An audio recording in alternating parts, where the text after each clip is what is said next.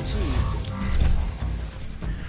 Now, normally I take this opening intro to discuss, some MMA issue, something needs to be, frowned upon or boasted about or something. And there are some interesting things, and I certainly will get to them eventually, probably the next show. But I am going to take this opportunity to boast about myself, my performance to start 2018. Now, mind you, let's keep this in perspective. There's a long way to go. And I have known to go on some incredible slumps. But I am very happy with the start of 2018. Over the first 45 fights this year, I have correctly predicted 35 of them. That's almost 80%. That's 70. That's a 78% correct prediction rate. That's impressive by anyone's standards. Even my doubters, you have to go, okay, that's pretty decent. As far as my bet packs are concerned, everybody's going to tell, you're not on a third-party betting site. I'm not. No. All I do is I post the bet packs, and then I repost them so you can see. And anybody who buys my bet packs, and that's a lot of people, will know that what I post is exactly what you see in the bet when you buy the bet packs, and I don't charge a lot. $15, that's it for the entire card. I know people who are charging $50, $60, $200, and giving you 2 or 3 bets. That's fantastic. If that's what you want, great. What I'm giving you is a chance to look at the entire card and decide where you want to put your money. But let's recap. 35-10 over the first 4 events. That includes 10 upsets, 10 underdog picks. Already. I'm not going to list them off, but some pretty solid ones. Lyoto Machida obviously being one of them. I love the Tim Johnson pick. Andre Fili, some people very much felt he won. I wasn't sure. Stipe, I love the Stipe pick. I thought it was a fantastic pick. Dustin Ortiz was a solid underdog pick. Darren Elkins was another one I really, really liked, and that was good. And you look at my 3 shows that I've really dominated. On my worst show so far, 7-4 this year. At UFC Fight Night 124, we had just over 90 units won between the 2 bet packs. At UFC on Fox 27, we had just over 130 units won between the 2 bet packs. And at UFC Fight Night 125, we had just over 155 units won between the 2 bet packs. And of course, the two betting parlay systems. One is for the people who want to put big money on just a couple bets. One 2-leg bets. That's it. The big reward, big risk is those people are like, well, I have $100. I want to spread it over several bets. So that's how they do. So I gear myself, and that's part of the reason I don't do the third-party betting sites, is because I gear my betting towards people who want to have a good time. They want to bet. Some of my betting anyway. They want to go out. They want to bet, and just throw some money down. If it wins, it wins. It doesn't. They're not going to grind it out. And again, that strategy works. Sometimes it doesn't. Others. Let's hope we can keep it rolling. I certainly revamped the way I've looked at predictions, the way I've looked at fights this last little bit. Again, I listened to that John Danaher, Joe Rogan podcast, and really enjoyed listening to John Danaher talk about fighters, talk about both jiu-jitsu practitioners and mixed martial artists, and talk about how he looks at certain fighters, and it's really influenced how I look at fights. Again, I could go 0-12 on this card. It's within the realm of possibility. Actually, 0-11. There's only 11 fights. But either way, I've taken my opportunity to tout my fantastic success. I hope you're enjoying what I'm doing so far. I've had a lot of good responses, and I really appreciate hearing the good from everyone. And let's get down to business. Welcome back to Kamikaze Overdrive MMA Predictions. As always, I am your host, Scott Johnson. And on this episode of the show, we are breaking in the upcoming UFC 221 pay-per-view, UFC 221, which will take place on February 11th from Perth, Australia. It'll feature an interim, we seem to be saying that a lot lately, interim UFC middleweight title fight between Yoel, Romero, and Luke Rockhold. All 5 of my main card predictions will be available on this episode of the show. All of my preliminary picks will be available at kamikazeoverdrive.net. Along with the aforementioned bet packs, $15 will get you an entire card breakdown top to bottom, and we have been rolling of late. Or you can subscribe, and usually when you subscribe, you save yourself $10-15. If you subscribe earlier in the month, this is close to the end of the month, you can save yourself upwards of $30-45. So certainly it's worth looking into. Again, I'm hot. I'm not saying it's going to continue this show, but I'm putting the same amount of work in, taking the same approach I've been taking. Let's hope it turns out that way. And on that note, let's start picking some fights. Our opening fight of the night takes place in the UFC's light heavyweight division as the 13th-ranked Tyson Pedro, fighting out of Australia, 6 wins and a single loss, takes on Russia's Saparbek Safarov with a record of 8 wins and a single defeat. Now what we have here, Safarov is coming off his UFC debut, which was a loss to Jean Vellante. It was his first loss of his career. He took the fight on short notice, and now he's been on the shelf for almost 14 months. For Tyson Pedro, he is also coming off his first career loss. It was to Ilir Latifi, a fight that I correctly predicted. I had Latifi to upset that. He's fighting at home in Australia for this matchup, which is huge for him. And he's actually fought twice since Safarov last competed. and he's got 3 UFC fights under his belt, so he's a little more comfortable as far as where he's at in his UFC career. Physically, Pedro, 2 inches taller, have a 1-inch reach advantage, and he's the younger man by 5 years. Now, looking at Safarov, he has finished all 8 of his wins, including 6 by knockout. He has 2 submission wins. He comes from a big Sambo background, hand-to-hand combat background as well in Russia. When he strikes, he has a lot of single strikes, or he'll work behind flurries, and then he has these large periods of inactivity where he's looking for his opportunity, and sometimes he lets those go on too long, and it really impacts his ability to win over the judges.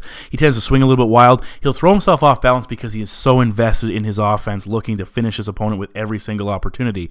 He tosses out a decent left jab and a straight left as well. He'll throw low kicks and push kicks to the midsection. Again, he reaches with his strikes. He tends to leave his hands down, leaves his chin exposed when he is engaging, and that's just a recipe for disaster when you're fighting these big guys at light heavyweight. Now, when he fought Vellante, he was getting pieced up pretty badly early on, but he eventually came back. He landed a right hook that hurt Vellante, and he was tired. He was still attacking. He was still dangerous. He was still doing some damage.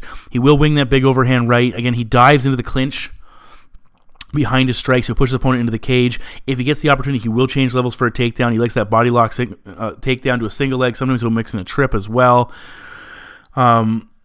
You know, he has had some issues at times. We saw him in the grappling tournament. Vellante was backing him up pretty good against the cage, and he's, because he's so loose defensively, once you narrow off his area to move, he gets himself in significant trouble.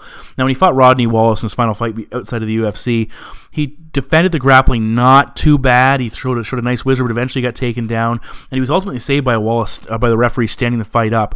But ultimately, he was struggling terribly with the wrestling of Wallace, and it didn't have much success until Wallace started to tire and eventually faded in that matchup. And that's something to focus on here.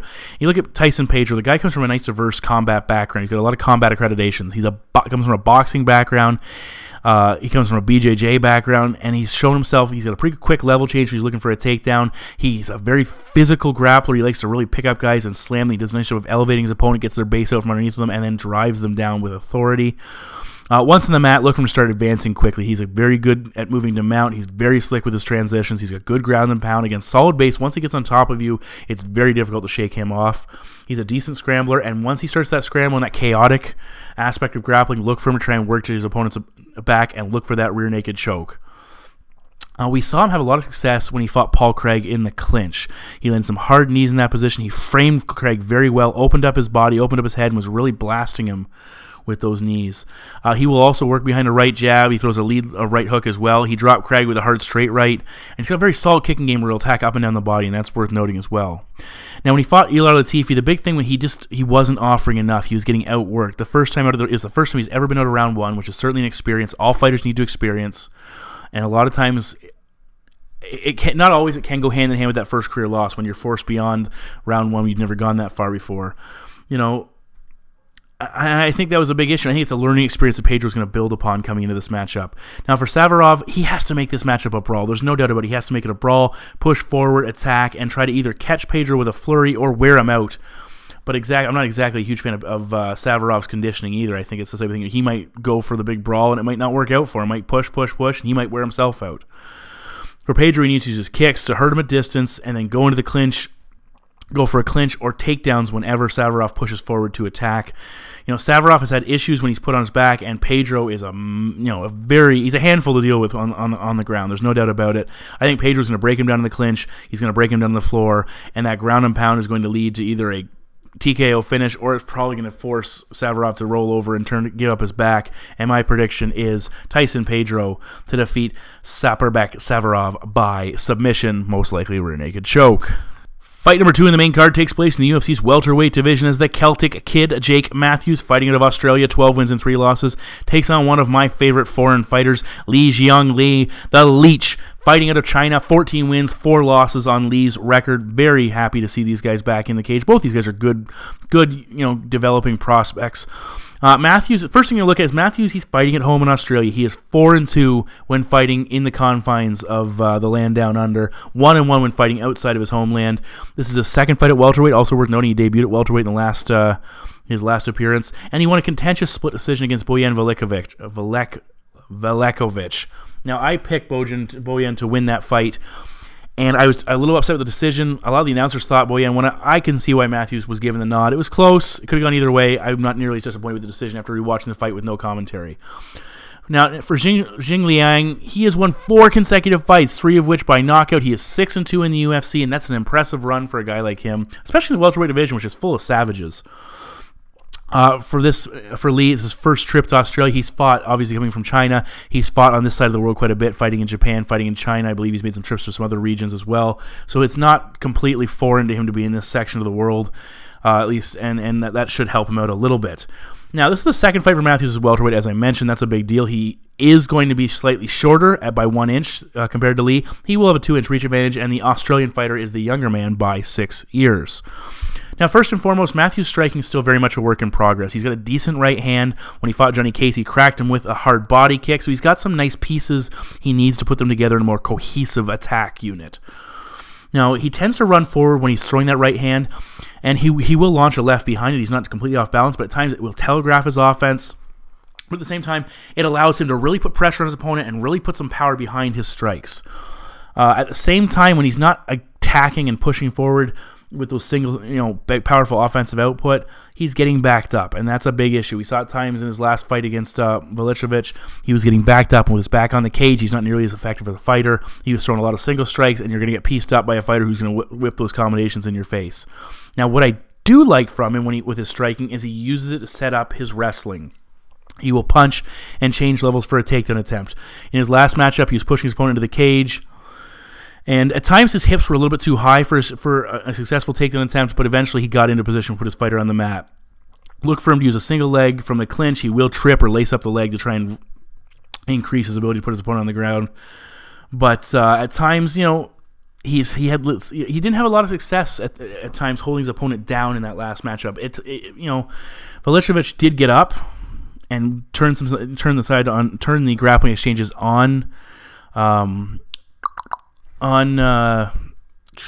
God, my mind went completely blank there. On Matthews, I was thinking about something else. On Matthews, and that's something worth noting here. As you fight bigger and stronger, more capable ground fighters in the welterweight division, is that going to hold up? Now, I do like the way he times his opponents. Will change levels for takedowns and drive forward when they're coming in, and that makes his takedowns offense that much more effective. At the same time, he has had issues when opponents have challenged his ground attack and put him on the defensive. He's been taken down, he's been mounted, he's had his back taken, he's been finished on the mat both by submission and TKO, and that has to be concerning. Again, as I said, when you're facing bigger, stronger welterweights who are grappling-centric or wrestling-centric fighters. Now, for Lee, he's an aggressive striker. I like the way he pushes forward. He can be hurt, but he's willing to stand in there and throw. Frank Camacho hurt him. Bobby Nash hurt him as well. He won both those fights. He rallied in both those situations. He throws a nice left jab, and he keeps pumping it out there. I love the way he pumps it out there, fires it out there, and really disrupts his opponent's timing with it. He's got some nice low kicks, especially inside. And when he took out Zaccato in his last matchup, he cracked him with a beauty straight right and eventual ground and pound to finish the show. He throws nice combinations. He'll mix in a very hard uppercut. And again, he'll step right into that pocket with that straight right hand and really do damage with it when he connects. Offensively, he averages 4.84 strikes per minute versus 3.20 strikes absorbed per minute. That's a solid exchange. If your opponent's in that 3 range and you're pushing the 5, that's a nice exchange. His UFC best was 94 in the Camacho victory. Now, the thing, we talked about Matthews and potentially being on the defensive with his grappling. Lee will look for takedowns, and he mixes together technique and power when doing so. He's got some nice level changes. He'll work that body lock very effectively and work that trip in, but he'll also muscle guys to the mat, and he drives through them nicely. Once on the ground, pretty solid ground and pound. He hasn't shown himself to be a big submission threat at this level of competition. Outside of the UFC, he did, not so much here. The first thing I look at in this matchup, though, beyond any skill set, is that Matthews is fighting at home. Is he going to get another hometown decision? This is going to be one of those matchups where it's close, it's narrow. We've seen a lot of that recently. It's a narrow decision, and ultimately the judges a split to give it to the hometown boy, despite the fact it was a very close fight he might have lost. That's my first concern if they're not going to back Matthews. How does Matthews win this fight? He wins by scoring takedowns, grinding out top position, possibly earning a submission victory. But in order for that to happen, he needs consistent takedowns. And that's going to be difficult. He needs to consistently take Lee down and keep him down. Could he hurt Lee with his striking? Probably not. I'm not saying it's impossible. He tends to be a little bit too raw. He could land that one-off big shot that puts him down or hurts him. But it's one of those situations you don't want to be putting money behind. So I would say Matthews' best avenue for victory here is to put him on the floor. Lee, though, he has the edge in volume, he has the edge in technique, and he has the edge in power. He almost doubles the output that Matthews offers in the striking department. And he does a better job of limiting how much his opponents hit him. And I think he very much could stop Matthews with his striking power on the feet. Lee also has the option to grind it out on the mat. Maybe a mix of both striking and grappling. Matthews will take chances, and that's going to put him on his back at times if he's not careful with those. The size of Lee could play a factor here as well. Not so much because Lee's a gigantic welterweight and so much bigger than Matthews, but because Matthews is no longer the hulking lightweight, bigger than his lightweight opponents. Matthews has been finished or lost fights because he's been put on the mat on multiple occasions. So my prediction is Jingliang Lee to defeat Jake Matthews by... We're going to go TKO. It's time for the heavies. We move to the heavyweight division up next as Australia's own Thai, Bam Bam Tuivasa, undefeated 8-0, taking on the silverback fighting out of France, making his name out of South Africa, Cyril Asker, 9 wins, 3 losses for the Frenchman. Tuivasa is coming off a debut stoppage victory. He's a local favorite. The pop in there was fantastic, very popular. This is his second opportunity to walk to the UFC octagon. How will he do? Is there more pressure now that he's already he's a semi-established UFC competitor? For Asker, he is now 2-2 in the UFC. He subbed Yao Zhong Hu. It was a short notice, very inexperienced opponent. I believe they fought in China. Asker took advantage of that and took care of him in 2 rounds. So again, his 2 victories have been decent over low-level competition. He's been blown out of the barn in his 2 defeats. For Tuivasa, he is 2 inches taller. He'll have a 1-inch reach advantage, and he could come in 15 to 18 pounds heavier than Asker. He is the younger man by 8 years as well. But it's worth noting, Asker, 12 pro fights, just 6 for Tuivasa, so certainly an experience advantage for the Frenchman. Now, there's lots of questions surrounding Tuivasa, and one of the big ones is he's vulnerable on the mat. Additionally, or is he vulnerable on the mat? We haven't seen him tested a heck of a lot on the ground. Additionally, how's his cardio? He's breathed hard when he fought James McSweeney. He's breathing hard pre-UFC.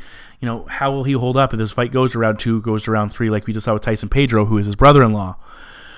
When you look at his actual technique, all of his wins have come by knockout, all in the first round. He's incredibly aggressive. He hits hard, and he tends to load up on his strikes. He's young. He's still developing. He threw a big straight right that hurt Coulter in his last matchup. He works some body kicks in as well. He steps in with the right hand, and he's it's always up and ready to go. I do like that. That's good. He has an uppercut he'll work in as well. Big strikes from the break when they clinch, and he breaks away.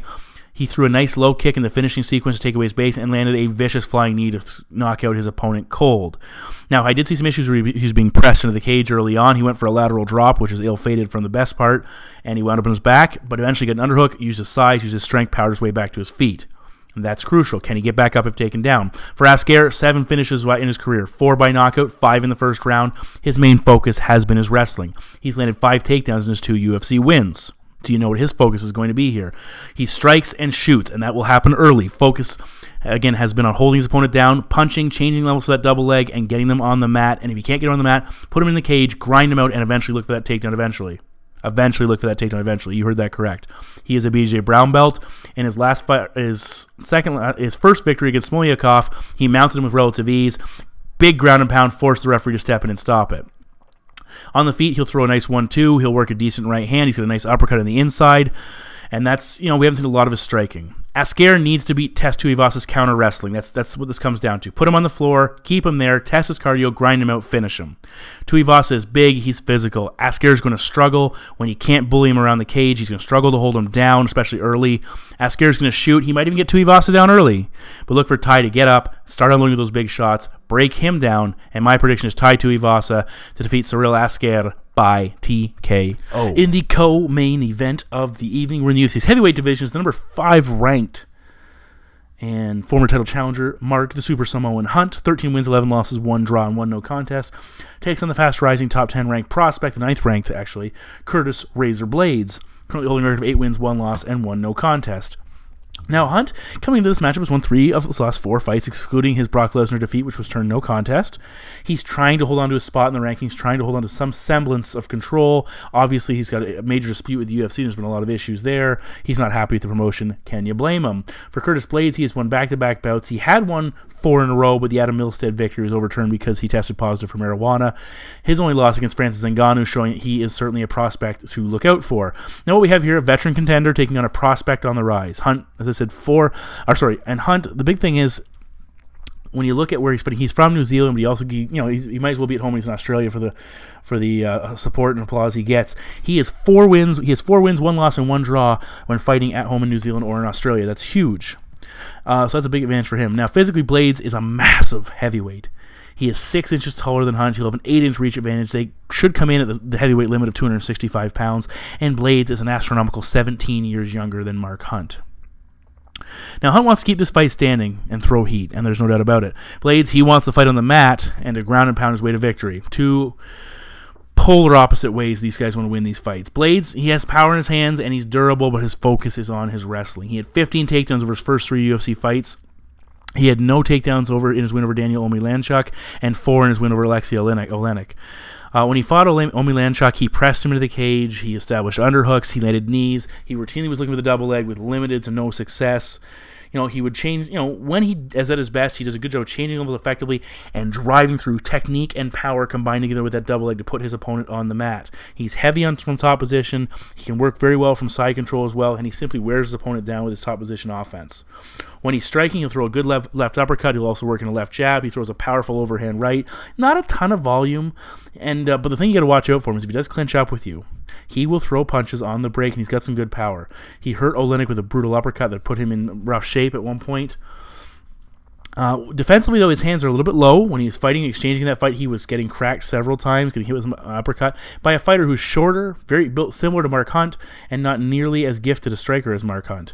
Now you look at Hunt; he throws hard low kicks, not enough of them. I'd love to see him really work on working his low kicks into his fight at a more impressive volume to up the damage and to really do a number on his opponent's lower half, slow them down, make them easier to track down. He throws a nice straight left. He'll work in a left uppercut. He's got that leaping left hook as well. He likes to rely on and really bang away with his opponents with. Look for him to come forward with a solid 1-2. He'll land a barrage of hooks in close. Again, he'll throw that leaping left hook, and he'll set it up with a right hook as well. And he'll throw a step-in elbow if he gets his opponent pushed up against the cage. His best strikes come in short combinations. He knocked out Roy Nelson with a brutal uppercut. He tends to be a little flat-footed, but again, that allows him to generate as much power as possible.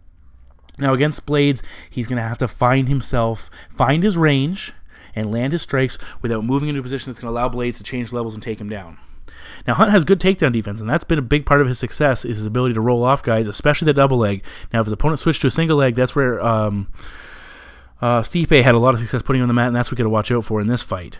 Now, Blaydes, he has to get this fight to the mat. He can't afford to stand trade with Mark Hunt. Even though his striking's improving, he can't afford that. Mark Hunt is at his best. Hunt, as I said, he's a tough dude to take down. He's a tough guy to keep down. He hits hard, and when he starts hitting hard, he discourages his opponents from pushing forward and really engaging. Hunt, I think, does a good job of punching his way in close and letting his hands go. I think that's the key here. Blaydes showed versus Ngannou that he can take some serious damage and keep coming forward and not go down. I think Mark Hunt might be able to get the finish. That's certainly a possibility, but most likely what we're going to see here is he's going to defend takedowns. He's going to land the more impactful strikes. You're going to see a lot of inactivity from Blaydes, especially as he gets a little bit tired and the damage starts to pile up a little bit.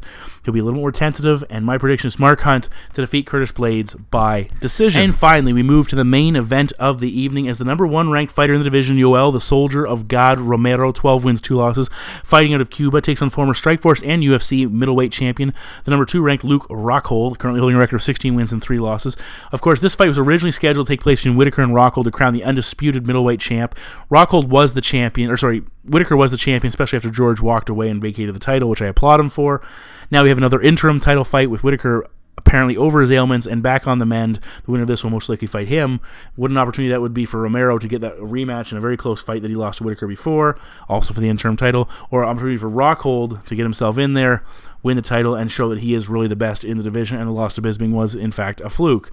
Now, Romero is had just over a month to prepare, coming in replacing Whitaker. He's coming off that loss to Whitaker, which is a 5-round fight. He was 8-0 in the UFC prior to that defeat.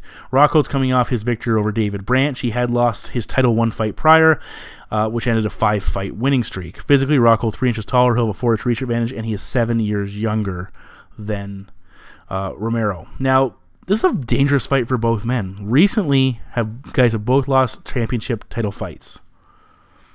A second loss title fight will put them back in line, and I would really hope, because you look at how these things play out. The winner of this most likely fights Whitaker to unify the titles. Then I would hope that Jacare Souza finally gets his chance to fight for the championship, whether it's against Robert Whitaker, a guy who just took him out, or whether it's against Luke Rockhold in a rematch, or Yoel Romero in a rematch. I don't care. I want to see Jacare get it. Then you got Chris Weidman. So the loser of this fight takes a major step down the ranks. Romero, he's an elite level wrestler, Olympic silver medalist, which the Olympics are about to start. That should be fun. Go Canada, go. He has landed takedowns in 5 of his last 6 fights, including 4 against Robert Whittaker, a lot of them coming early in that matchup. He took Weidman down, landed some massive ground and pound, really changed the complexion of that fight. He ended Lyoto Machida on the mat, took him out there. It's just very impressive. Additionally, he has a 77% takedown defense. Not easy to take down, but not impossible. Chris Weidman took him down once, Jacare Souza took him down once, and Derek Brunson took him down 3 times in a fight that Derek Brunson was winning until Romero had to rally back and take him out. Now, Romero's come a long way since that fight, but still, he can be taken down. But he is proving himself to be an incredibly dangerous and very unorthodox striker. He covers distance exceptionally quickly. And the big thing about him, and everybody talks about this, Chael talks about it, Joe Rogan talks about it, everybody talks about this one aspect of Romero's game that makes him so good, is his ability to change speed and rhythms. You know, he's lulling you a false sense of security, and then bam, he's in your face cracking away. He's slow and he's moving almost lethargically, and then boom, fast twitch muscle kicks in and away he goes, and he's cracking you right in your face before you even knew he was there. And that's what makes him so dangerous. He looks like he's out of range, and then boom, he's in range. He's a dynamic striker, and he's in your face. He throws a nice counter left hand. He'll throw a quick 1-2. He took out Kennedy with a brutal right hand against Derek Brunson. He cracked him with a big left hand. He throws a power push kick down the middle. He'll throw body kicks, jumping knees. And the big thing is, with his wrestling being so good, he doesn't care what he'll throw anything because he's a freak athlete. He has the wrestling pedigree to know in most situations he can get back up to his feet. If somebody changes levels, takes him down, or if he slips and falls, he does not care. When he fought Machida, he cut off the cage exceptionally well, kept the constant pressure on him, lots of kicks early on, eventually took him out. He dropped Jacare with a spinning back fist. But in that fight, there was not a lot of output early in that matchup. And, you know, Jacare started to push back, and Romero started to fold up a little bit. He was slowing down. We're standing right in front of Jacare. A lot of people felt Souza did enough to win that matchup as the fight progressed. You know, he takes a lot of kicks in some of his fights. He doesn't always respond, especially when he starts to get tired. It's not a good situation where you're getting cracked away the lower half. It takes your gas tank down that much further. Against Chris Weidman, he was getting beat up in the first. Not beat up in the first round, he's going to get worked. I thought Weidman won the first round. Weidman, you know, we didn't see a lot of strikes. He only landed 18 significant strikes against Weidman before landing the flying knee that took him out. Again, he has this tendency to be a little bit slow, a little bit complacent at times when attacking. When he fought Whittaker, he started exceptionally strong. Arguably won the first 2 rounds. Definitely the first, probably the second. Started to fade. Even though Whittaker was like injured, we saw him start to pull, you know, get back in control. You know, you look at Romero, significant strikes, 12 in the first, 6 in the second, 5 in the third, a little uptick to 7 in the fourth, 18 in the 5th round, which is, you know, bucks the trend. But again, that was a round where Whittaker had a lot more strikes landed too, so he was really up in the tempo, exposing himself to really go for it, and he just outpaced him. You know, with Romero, if he can finish or have a big moment that changes a fight, that's just how he wins fights. If he can't, how does he win a matchup? You know, we've seen, does he have the cardio? And his output issues are, you know, his cardio is questionable. His output issues are also questionable. And at the elite level against these bigger guys, if he can't finish them, how does he win a fight? We saw against Whittaker, he struggled. He certainly struggled in the second half of that matchup. Now for Luke Rockhold, he is certainly, I would think he's regained some of that swagger when he took out David Branch. He's a constant pressure fighter. He's not a frantic fighter by any stretch of imagination, exceptionally composed. He stalks forward, stays in his opponent's face, and looks to let his weapons go. He, you know, grappling has been the center of his success. He's physically able to control and dominate his opponents on the mat. He wraps them up so efficiently, so effectively, rides them, holds them, lands massive ground and pound. Incredible. The guy's top game is monstrous, both from a ground and pound perspective and a grappling submission grappling perspective. Very impressive. Pardon me. The big question is, how does he fare against Romero's wrestling, elite level Olympic wrestling? How does he fare there? He did well against Weidman. He did well against David Branch, keep him on the mat. This is another level of competition here. Romero's got good Rockhold's got good scrambling. As I said, he will attack with submissions. He does a good job of rolling to superior position, control, and do damage. It's just damn impressive. When he fought Weidman, he did a good job of fending off the early takedowns. He eventually got taken down, but he got back up and got out of that bad position. And again, he's very good on the mat. As far as his offensive striking goes, his hands maybe aren't as good as they should be. Excuse me, they're not terrible. But he has an exceptional kicking game, very good kicking game. That back leg round kick to the body is a good weapon. Hard low kicks. You know, he hurt Bisping with a head kick in the first fight he took him out with. Keep in mind, both these men are southpaws. That could take away that big weapon from Luke Rockhold, but we'll see. He'll throw a lead left hook. He'll double it up at times. He had a counter left hand that hurt Machida. Hard knees in the clinch as well. His chin tends to come up a little bit. He can be drawn into exchanges, gets himself cracked and finished, or at least stunned. Branch stunned him. Romero, he could very well stop him if he lands a flush on Luke Rockhold's chin. We saw Bisping take him out. We saw Vitor take him out. We've seen him hurt a couple times. That could be the key. Pressure Rockhold, put it on him, and put some shots on his chin, see how he holds up. I think early in this fight, the kicking game of Romero or Rockhold is going to be the key. He's going to be able to touch Romero on the outside, where Romero likes to float around. It might not be a lot of offense, but low kicks, body kicks here and there. He's going to keep Romero floating around the outside, but he's going to touch him on the outside, and that's going to be crucial because Romero likes to sit out there and then move in and attack and get back out, where Rockhold's going to say, I can touch you here. I can hit you here. But Luke nonetheless has to be careful that Romero, just ability to change speeds, get in there and knock him out. Catch him on the chin, put him down. That's huge. Take him down, put him down. If Rockhold pushes this fight into the later stages, that's going to be key as well to his success. He can push Romero, make him fade, and I think he'll take over. Luke takes over in that scenario. But the big thing is Romero can be taken down, and part of the thing is he can be taken down because he's not afraid to be taken down because he knows he can get back up. But I think we could be looking at the one fighter who can take Yoel Romero down, or at least get him down in some scenario and keep him down. I think Luke Rockhold, formerly training with Olympic-level wrestler Daniel Cormier, with Cain Velasquez, these bigger, monstrous men with high-level wrestling. He has an immensely dangerous top game. And with Romero's situation, if Luke gets on top of you and just lands one or two of those big top position strikes, holy hell, you're in a world of hurt. And I think that's going to be the ultimate deciding factor here. I think you're going to see at some point Rockhold, like we saw against Weidman, an exchange is going to take place, and Rockhold's eventually going to get him down. He does a great job of using his long body, his long trunk, and to tie up and lace up opponents, keep him down. He's going to land some of those shots, and Romero's going to find himself in some trouble. This time, Rockhold won't let Romero up. Romero's not going to be able to get back up. Luke's going to wail away on him, and eventually you'll either get a ground and pound stoppage, or Romero will put himself in a position where he can be submitted. And again, remember, wrestlers are not used to being on their back, and not used to having people on, in positions like this that he's going to be put in. And I think this is going to be the ultimate deciding factor, and my prediction is Luke Rockhold to defeat Yoel Romero by submission.